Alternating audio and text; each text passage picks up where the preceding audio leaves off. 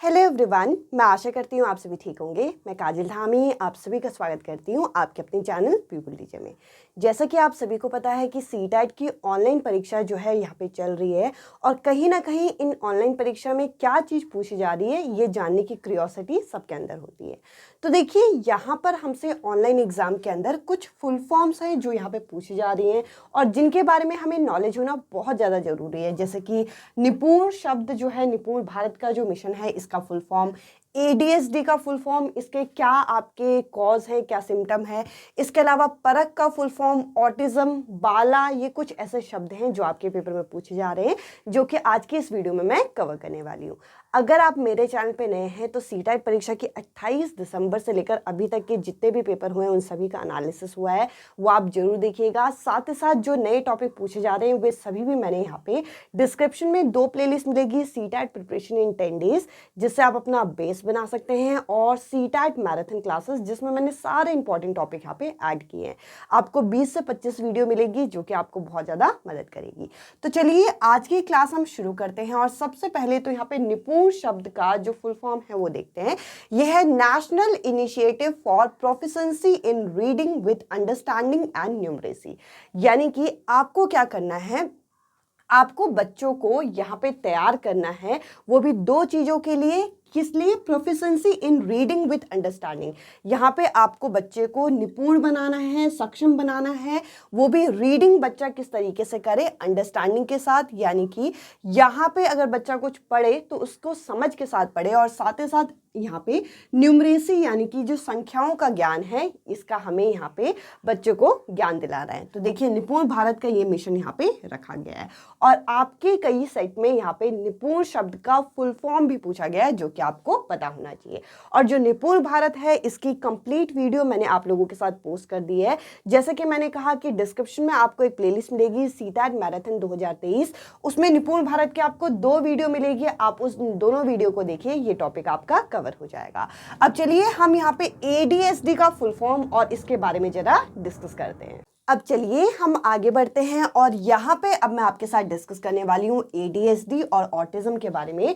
और इस बार जो हमारे लर्निंग डिसऑर्डर से सबसे ज्यादा क्वेश्चन पूछे जा रहे हैं वो या तो एडीएसडी से या तो ऑटिज्म से क्वेश्चन पूछे जा रहे हैं। तो देखिए, एडीएसडी होता क्या है, इसके अंदर बच्चे को यहाँ पे अटेंशन का बहुत ज़्यादा प्रॉब्लम होता है। यानी कि जो बच्चे की एकाग्रता होती है वह जल्दी भंग हो जाती है। यानी कि बच्चा बहुत हाइपर एक्टिव होता है, एक जगह पे टिक के बहुत देर तक नहीं बैठ सकता, या फिर एक टॉपिक को वो खत्म किए बिना वो दूसरे टॉपिक पे चले जाता है। तो इस तरीके का जो आपका डिसऑर्डर है वो आपका क्या कहलाता है, वो आपका एडीएचडी कहलाता है, जिसका फुल फॉर्म है attention deficient hyper active disorder.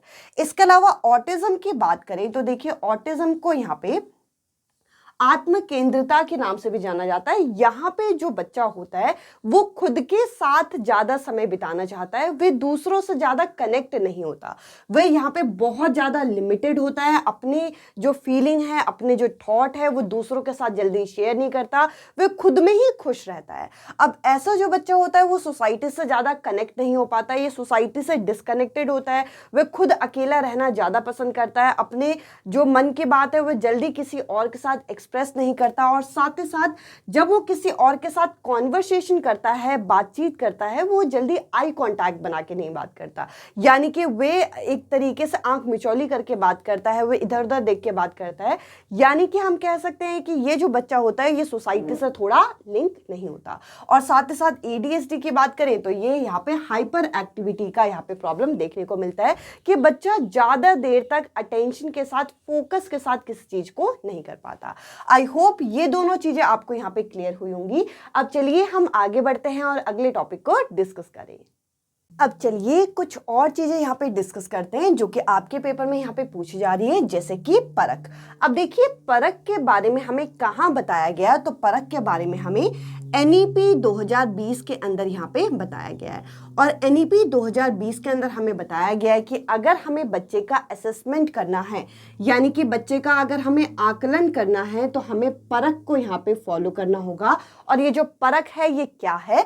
परख की जो फुल फॉर्म है वो है परफॉर्मेंस असेसमेंट, यानी कि हम जो आकलन हम करें उसका हम परफॉर्मेंस बच्चे का देखें और साथ ही साथ उसका रिव्यू करें, यानी कि हम देखें कि बच्चा किस तरीके से चीज़ें सीख रहा है, बच्चा किस तरीके से परफॉर्म कर रहा है, साथ ही साथ उसका हम विश्लेषण करें यानी कि एनालिसिस करें। साथ ही साथ एनालिसिस किसका करें, बच्चे के ज्ञान का यानी कि बच्चे के नॉलेज का, ताकि बच्चे का क्या हो सके, यहाँ पे होलिस्टिक डेवलपमेंट हो सके, बच्चे का यहाँ पे सर्वांगीण विकास हो सके। तो देखिए यहाँ पे जो परख का पूरा कॉन्सेप्ट है वो यहाँ पे होलिस्टिक डेवलपमेंट का है कि बच्चे का सर्वांगीण विकास करना है। और बच्चे के सर्वांगीण विकास के लिए आप क्या करो कि यहाँ पे जो बच्चा सीख रहा है उसका आकलन करिए, उसका रिव्यू करिए, उसका एनालिसिस यानी कि उसका विश्लेषण करिए, किसका, जो बच्चा यहाँ पे ज्ञान को अर्जित कर रहा है, जो बच्चा यहाँ पे नॉलेज को एक्वायर कर रहा है। आई होप परख के बारे में आपको डिटेल पता चल गया होगा। एनईपी 2020 की अगर वीडियो नहीं देखी तो आपको डिस्क्रिप्शन में वीडियो मिल जाएगी। इसके अलावा एक क्वेश्चन यहाँ पे आपका LAD का पूछा जा रहा है। अब देखिए ये जो LAD क्या है, LAD है लैंग्वेज एक्विजिशन डिवाइस, जिसके बारे में हमें किसने बताया था, जिसके बारे में हमें चॉम्स्की ने बताया था।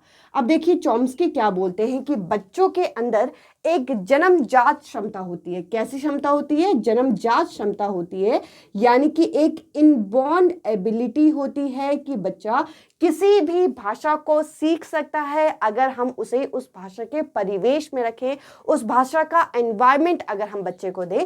तो ये यहाँ पे पूछा जा रहा है कि जो जन्मजात क्षमता होती है बच्चे में भाषा सीखने की, इसके बारे में किसने बताया, तो नोम चॉम्स्की ने बताया। इसके अलावा ये भी पूछा जा रहा है कि नोम चॉम्स्की के भाषा को लेकर क्या विचार हैं।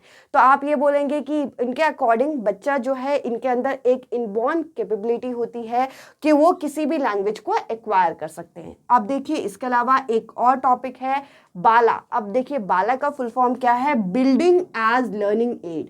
अब देखिए ये यहाँ पे क्या एम रखता है, ये यहाँ पे लर्निंग, वो भी कैसे, बाय डूइंग, यानी कि हम किसी चीज को करके सीख सकते हैं। इसके एम को ध्यान में रखते हुए यहाँ पे बाला का कॉन्सेप्ट यहाँ पे लेके आया है कि हमें लर्निंग एड किसको बनाना है, यानी कि हम अगर यहाँ पे अपने क्लासरूम में जो हमारी बिल्डिंग हम जिसमें बैठ रहे हैं, जो हमारा क्लासरूम है, उसी को ही हम एक तरीके से संसाधन के फॉर्म में, उसी को ही हम यहाँ पे रिसोर्स के फॉर्म में यूज़ करें। जैसे कि दीवारों में चार्ट पेपर लगा देना, हम पूरे बिल्डिंग को ही इस तरीके से कंस्ट्रक्ट करें।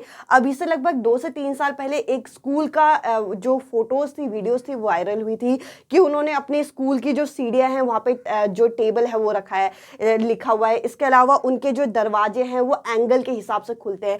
तो अगर हम अपनी बिल्डिंग को ही ऐसा बना दें जो कि एक लर्निंग एड की तरह काम करे, तो ये हम लोगों के लिए बच्चों को सिखाना बहुत ज़्यादा ईजी हो जाएगा।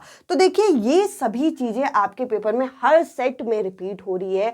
अगर आपके कोई भी फ्रेंड अगर आने वाले सेट में परीक्षा देने वाले हैं तो ये वीडियो जरूर रेकमेंड करना, उनको बहुत मदद मिलने वाली है। और अगर आप पेपर दे के आए हैं तो मेरे इस बात से आप रिलेट कर पाएंगे कि ये टॉपिक आपके पेपर में पूछे गए हैं। साथ ही साथ अगर आप चाहें तो यहाँ पे जो मेरी मैराथन क्लासेस हैं वो देख सकते हैं। डिस्क्रिप्शन में 2 प्लेलिस्ट मिलेगी। सबसे पहले सीटैट प्रिपरेशन 10 डेज, उससे आप अपना बेस बनाइए, और सीटैट मैराथन क्लासेस जिसमें सारे इंपॉर्टेंट क्लास मैंने ऐड कर दिए हैं। इसके अलावा आप मेरे साथ टेलीग्राम ग्रुप पे भी जुड़ सकते हैं जिसका लिंक मैं डिस्क्रिप्शन में डाल दूंगी। और सीटैट परीक्षा के कंप्लीट हैंड रिटन नोट्स आते हैं तो आप इस नंबर पर व्हाट्सएप कर सकते हैं। इस वीडियो में इतना ही। अब मैं आपसे जल्दी ही मिलूंगी अगली वीडियो में अगले टॉपिक के साथ। Bye bye, take care.